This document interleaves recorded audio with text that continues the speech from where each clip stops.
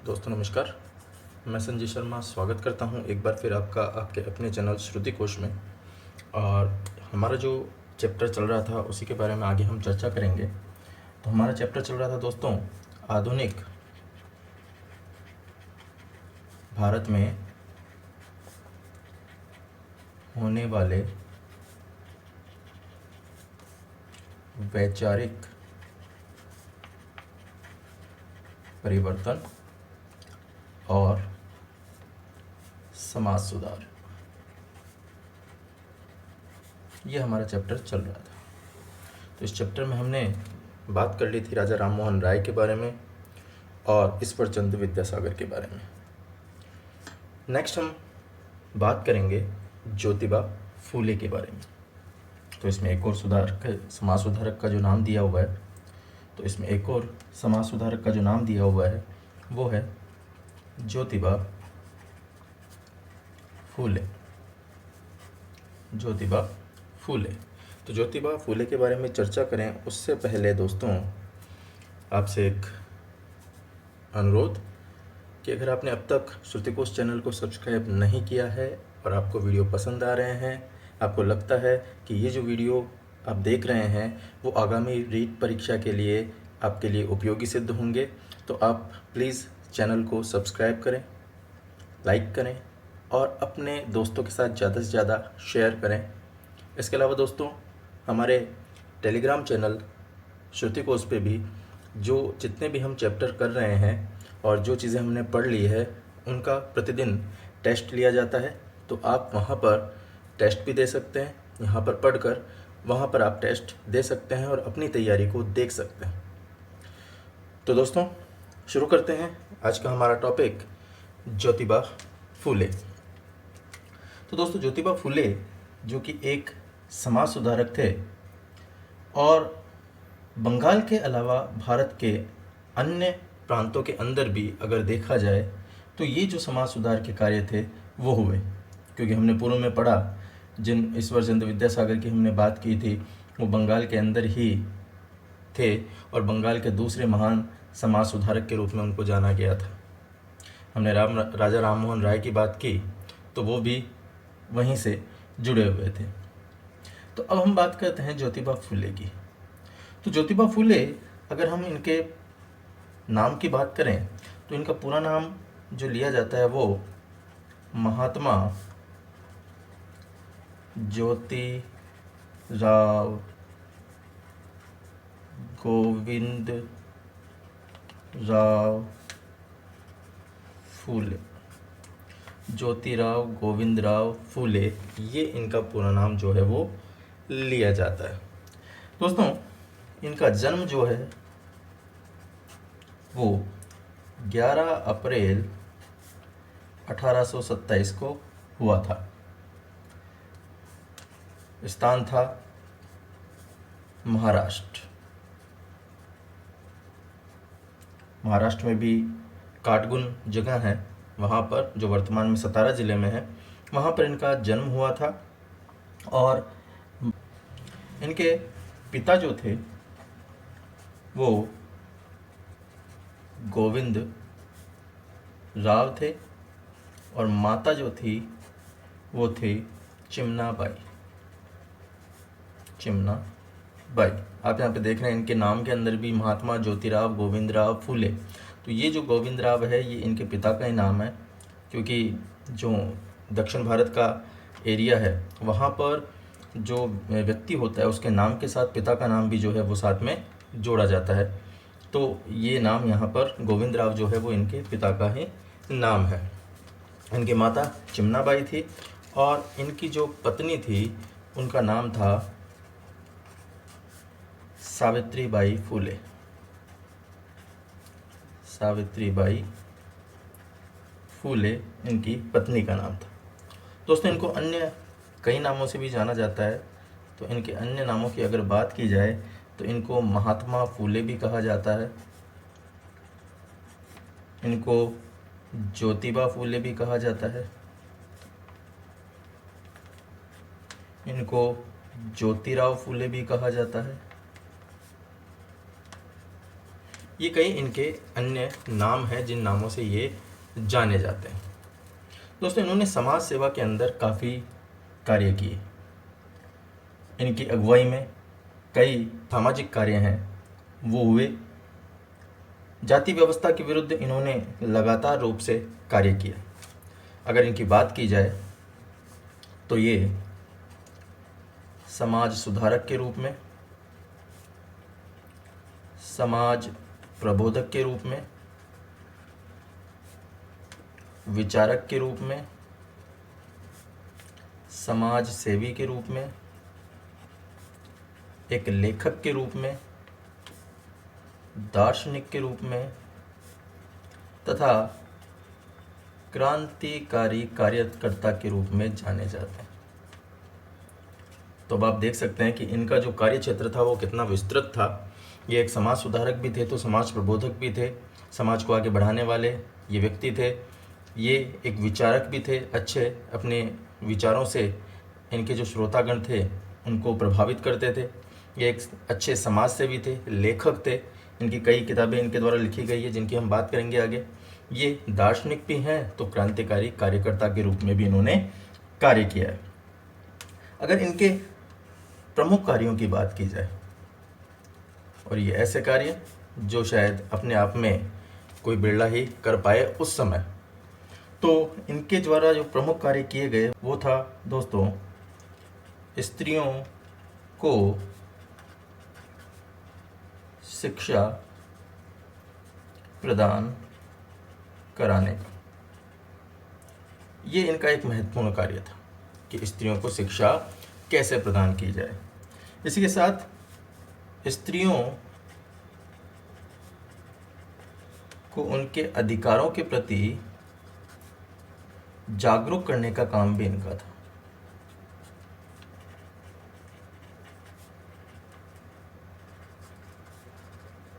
ये काम जो है इन्होंने प्रमुखता से किया क्योंकि इन्होंने देखा कि स्त्रियों की जो दशा है वो काफ़ी दयनीय स्थिति में है। इसका एक छोटा सा अगर एग्जाम्पल मैं यहाँ पे दूँ आपको, तो दोस्तों इनके बारे में कहा जाता है कि एक व्यक्ति हुए जो पत्रकार थे और उनका नाम था दोस्तों दुर्गादास। तो दुर्गादास की एक पुस्तक थी और उस पुस्तक का नाम था दोस्तों भारत कर्जन से नेहरू और उनके पश्चात। ये एक इनकी पुस्तक थी दुर्गादास जी की। तो दोस्तों दुर्गादास की जो ये पुस्तक थी भारत कर्जन से नेहरू और उनके पश्चात, उसमें एक लेख जो है वो दिया गया है, एक प्रसंग जो है दिया गया है जिसमें ये कहा गया है कि स्त्री शिक्षा के बारे में जो पूर्वाग्रह था उसको खत्म होने में कितना समय लगा। इसमें बात की गई कि जहाँ पर स्त्रियों की पढ़ाई की बात की जा रही थी वहाँ पर पढ़ाने वाली सिर्फ एक स्त्री थी और जो स्कूल था वो घर की चार दीवारी के अंदर लगाया जाता था। जो इनकी पत्नी थी यानी जो भविष्य में बनने वाली थी, तो पूर्व की ये बात कह रहे हैं कि इनकी जो पत्नी थी उसको उनकी माँ ने चोरी छिपे अध्यापिका के पास पढ़ने के लिए भेजा। तो वहाँ पर जब उसके दादा को ये बात पता चली तो उन्होंने उसको धमकी दी कि अगर इस घर की दहलीज से बाहर निकली तो उसके पैर काट देंगे। तो आप इस बात से समझ सकते हैं कि स्त्रियों की जो शिक्षा की बात यहाँ पर की जा रही है उस समय कितना ये मुश्किल था स्त्रियों को शिक्षा प्रदान करने का कार्य करना। और यही कार्य जो है ईश्वरचंद्र विद्यासागर के द्वारा भी किया गया था कि स्त्रियों को शिक्षा के लिए उन्होंने बालिका शिक्षा के लिए बालिका विद्यालय खुलवाए थे, जिसकी हमने बात इससे पूर्व के वीडियो में की है। तो ये भी उसी तरह से स्त्रियों की शिक्षा प्रदान करने के लिए इन्होंने प्रमुख कार्य किया था। दोस्तों इसके बाद इनका एक महत्वपूर्ण कार्य ये हुआ कि इन्होंने 1848 में एक स्कूल खोला। 1848 में स्कूल खोला और ये जो स्कूल था ये देश का इस काम के लिए पहला स्कूल था। देश का पहला स्कूल किस काम के लिए? स्त्री शिक्षा के काम के लिए। स्त्री शिक्षा के काम के लिए 1848 में जो स्कूल खोला गया ज्योतिबा फूले के द्वारा, वो स्कूल जो है वो स्त्री शिक्षा के काम के लिए पहला स्कूल था जो इस प्रकार का काम कर रहा था। और यहीं पर अगर हम बात करें तो इनके द्वारा 1873 में 24 सितंबर 1873 में सत्य शोधक समाज की स्थापना भी की गई थी। सत्य शोधक समाज की स्थापना, तो सत्य शोधक समाज की स्थापना भी इनके द्वारा की गई थी। दोस्तों यहाँ से कई बार प्रश्न पूछा गया है कि सत्य शोधक समाज की स्थापना किसके द्वारा की गई थी, तो 1873 के अंदर 24 सितंबर 1873 के अंदर ज्योतिबा फूले के द्वारा इस सत्य शोधक समाज की स्थापना की गई थी। इसके बाद अगर इनकी उपाधि की बात की जाए तो उपाधि दोस्तों इनको मिली थी महात्मा की, और ये महात्मा की उपाधि मिली थी इनको 1888 के अंदर, महात्मा की उपाधि। तो महात्मा की उपाधि कब मिली? 1888 में। पहले महात्मा की उपाधि नहीं थी, पहले ये ज्योतिराव फूले के नाम से ही जाने जाते थे, लेकिन बाद में इनको जब महात्मा की उपाधि मिली 1888 में, तब उसके बाद जो है इनको महात्मा ज्योतिराव फूले कहा जाने लगा, महात्मा ज्योतिराव गोविंदराव फूले कहा जाने लगा, महात्मा फूले कहा जाने लगा, या फिर ज्योतिबा फूले भी इनको कहा जाता है। इसके साथ साथ बाल विवाह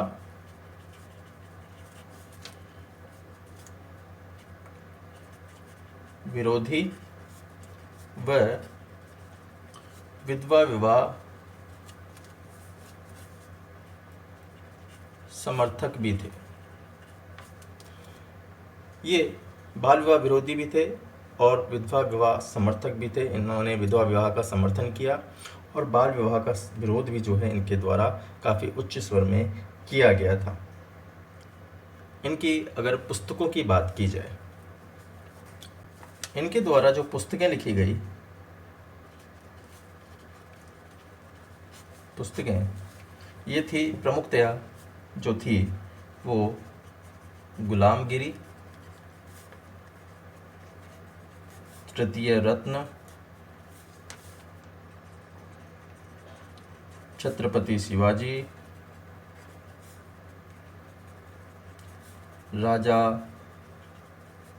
भोसला का पावड़ा,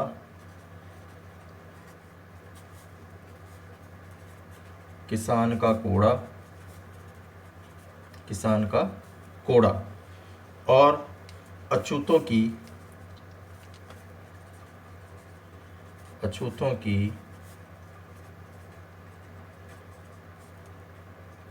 कैफियत। ये इनके कुछ प्रमुख पुस्तकें जो थी इनके द्वारा लिखी गई थी। दोस्तों इनके संघर्ष के कारण ही ये जो है एक महत्वपूर्ण एक्ट, एग्रीकल्चर एक्ट जो है पास कराने में सफल हुए। तो एग्रीकल्चर एक्ट पास करवाया इनके द्वारा, इन्होंने संघर्ष किया और संघर्ष के बाद इनको ये एग्रीकल्चर एक्ट जो है पास करवाने में मदद मिली।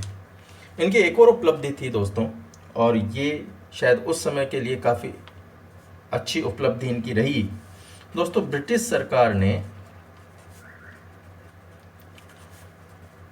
सरकार के द्वारा इनको उपाधि दी गई, उपाधि इनको दी गई ब्रिटिश सरकार के द्वारा। और ये उपाधि कब दी गई इनको दोस्तों?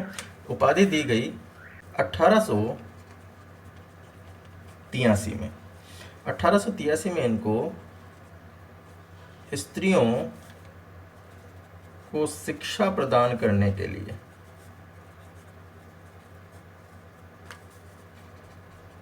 स्त्रियों को शिक्षा प्रदान कराने के कार्य के लिए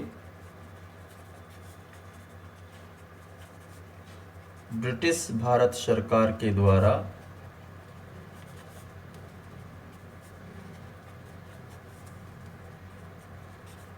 कौन सी उपाधि दी गई इनको? इनको उपाधि दी गई दोस्तों स्त्री शिक्षण के आद्य जनक। स्त्री शिक्षक के आद्य जनक की उपाधि प्रदान की गई।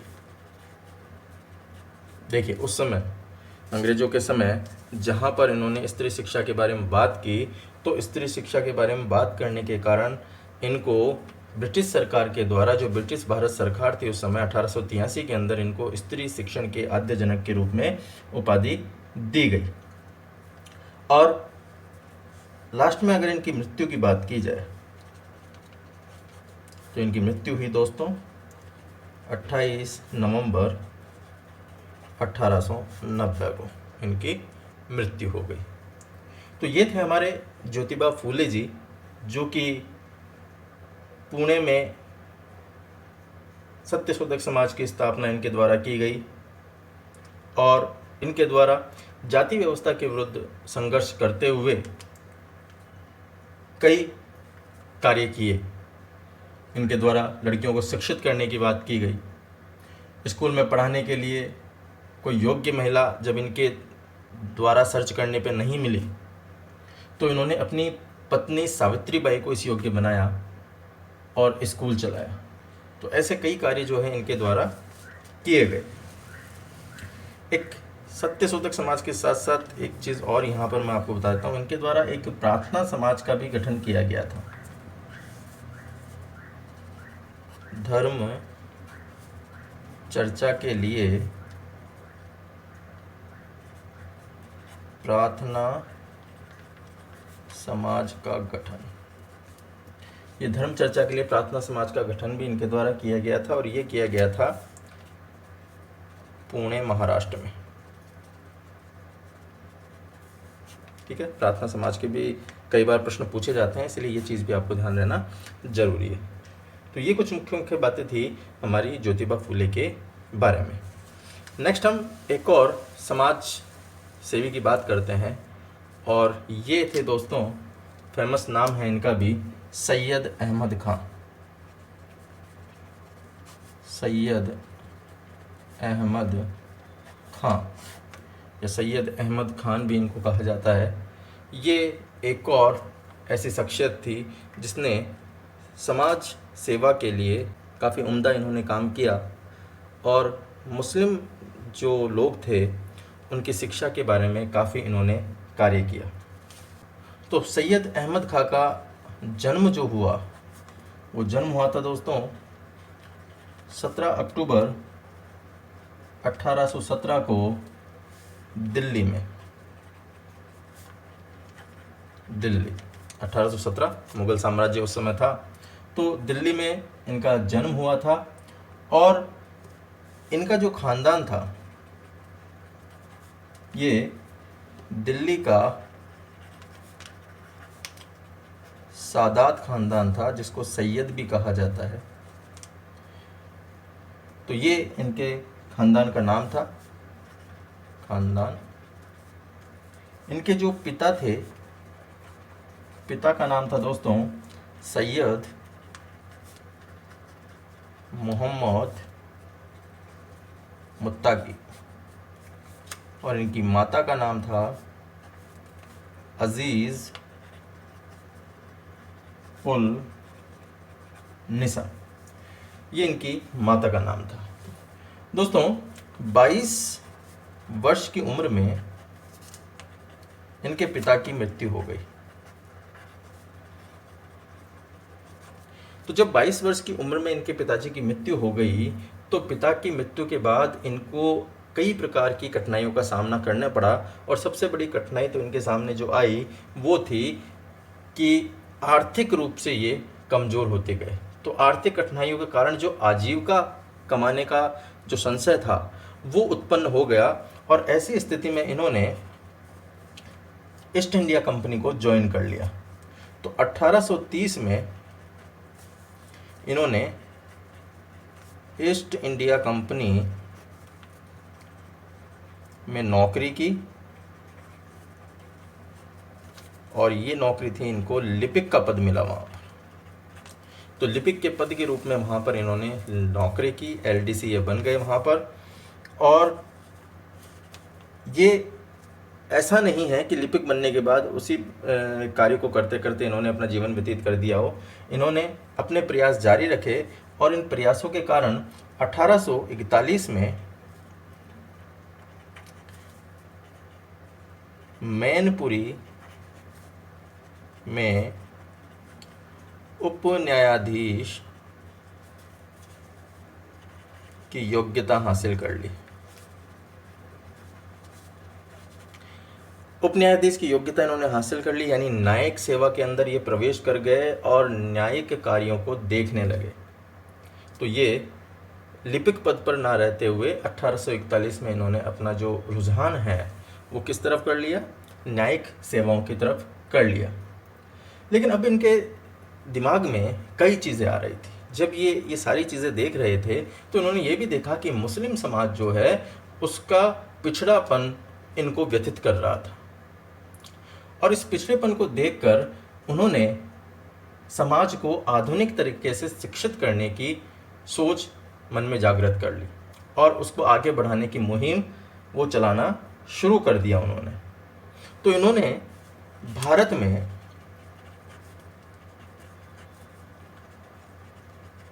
मुसलमानों के लिए आधुनिक शिक्षा की शुरुआत की मुसलमानों के लिए, क्योंकि ये उस समय देख रहे थे कि कहाँ पर हमारा समाज है, तो क्यों वो रूढ़िवादी चीज़ों की ही धारणा को बनाए हुए हैं। तो ये चाहते थे कि मुसलमान अपनी सदियों पुरानी जो रूढ़िवादिता है और उनकी जो मानसिकता है उसको त्याग कर नई शिक्षा प्रणाली के तहत आधुनिक शिक्षा को प्राप्त करें। और इसके लिए उन्होंने एक नई पहल की। तो क्या किया उन्होंने? इसके लिए दोस्तों उन्होंने 1875 में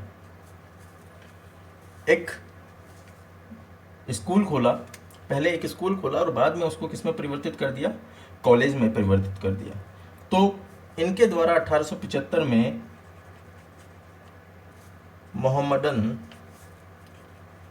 एंग्लो ओरिएंटल कॉलेज की स्थापना की गई। कहाँ पर? अलीगढ़ में। अलीगढ़ के अंदर मोहम्मद एंग्लो ओरिएंटल कॉलेज इन्होंने स्थापित किया और मुसलमानों को शिक्षा देने लगे। और दोस्तों यही कॉलेज बाद में जाकर, अब आप इसको अच्छी तरह जान जाएंगे, वर्तमान में यही कॉलेज अलीगढ़ मुस्लिम विश्वविद्यालय के नाम से जाना जाता है। अलीगढ़ मुस्लिम विश्वविद्यालय के नाम से ये वर्तमान में जाना जाता है दोस्तों। तो यह वही विद्यालय है, वही महाविद्यालय है जो 1875 में मोहम्मदन एंग्लो ओरिएंटल कॉलेज के रूप में अलीगढ़ में खोला गया था। तो इनके द्वारा ये बहुत बड़ी एक उपलब्धि थी। तो मुसलमानों को शिक्षा की मुख्य धारा में लाने का अगर हम श्रेय दें तो ये श्रेय दिया जा सकता है सैयद अहमद खां को। क्या किया इन्होंने? मुसलमानों को मुख्य धारा में लाने का काम किया। मुसलमानों को मुख्य धारा में लाने का काम किया। तो ये शिक्षा की जो अलग है उन्होंने लोगों के अंदर जागृत की और इन्होंने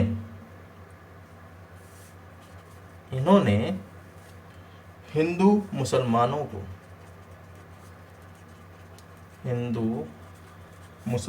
को भारत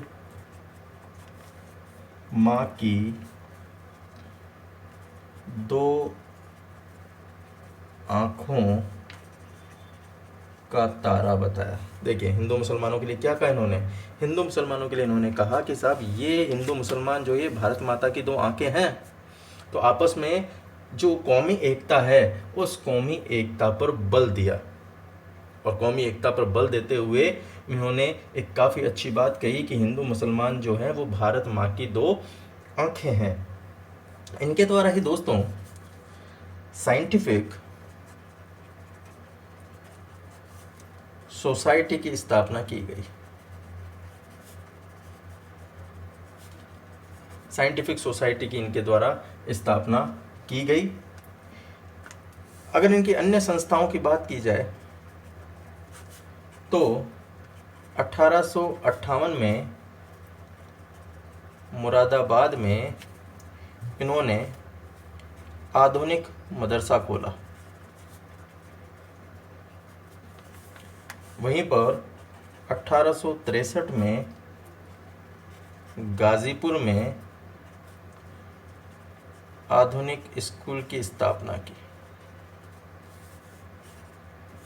इसी के साथ 1886 में all India Mohammedan education conference का गठन किया। ये इनके द्वारा कुछ संस्थाएं और जो है वो स्थापित की गई थी। इनकी अगर दोस्तों पुस्तकों की बात की जाए, कृतियों की बात की जाए, तो इनकी जो कृतियाँ थी, पुस्तकें थी, उनके अंदर महत्वपूर्ण जो इनकी कृतियाँ थी वो थी अतहर, असनादीद, ये इनकी कृति थी। एक अन्य कृति थी इनकी अस बाबे बगावते हिंद। एक अन्य कृति आसा रू सना दीद, आसा रुसना दीद। इस आसा रुसना दीद के अंदर दोस्तों दिल्ली की 232 इमारतों का शोधपरक ऐतिहासिक परिचय दिया इन्होंने, ऐतिहासिक परिचय दिया। और इस आसा रुसना दीद जो पुस्तक है उसका गारसा द तासी ने, गारसा द तासी द्वारा, ये एक फ्रांसीसी था, तो इसके द्वारा फ्रांसीसी भाषा में अनुवाद किया गया। तो इसका फ्रांसीसी भाषा में अनुवाद किया गया किसके द्वारा, गारसा द तासी के द्वारा। यहीं पर दोस्तों इनकी एक पत्रिका की भी मैं बात कर देता हूँ। इनके द्वारा एक पत्रिका जो लिखी गई थी वो थी तहदीब अल अखलाक। ये इनके द्वारा एक पत्रिका लिखी गई थी जो सामाजिक सुधार के लिए एक महत्वपूर्ण पत्रिका थी। सामाजिक सुधार के बारे में ये जो है लोगों में जागृति पैदा कर रही थी। तो ये इनके द्वारा कुछ महत्वपूर्ण जो है कार्य किए गए दोस्तों। मुसलमानों के लिए ये एक देवीय शक्ति के रूप में आए कि इन्होंने उनको उस मुख्य धारा में लाने का प्रयास किया। और अगर इनकी मृत्यु की बात की जाए दोस्तों, तो इनकी मृत्यु हुई 27 मार्च 1898 को हृदयघात के कारण इनकी मृत्यु हो गई। तो ये हमारे आज के दो महत्वपूर्ण व्यक्तित्व थे जिन्होंने समाज सुधार के बारे में काफ़ी महत्वपूर्ण कार्य किया। ज्योतिबा फूले जिन्होंने स्त्री शिक्षा की बात की, और सर सैयद अहमद खां जिन्होंने मुसलमानों की शिक्षा को आगे बढ़ाने का काम किया। तो आशा है आपको वीडियो पसंद आया होगा। तो इस वीडियो में इतना ही दोस्तों, धन्यवाद। आपका दिन शुभ हो।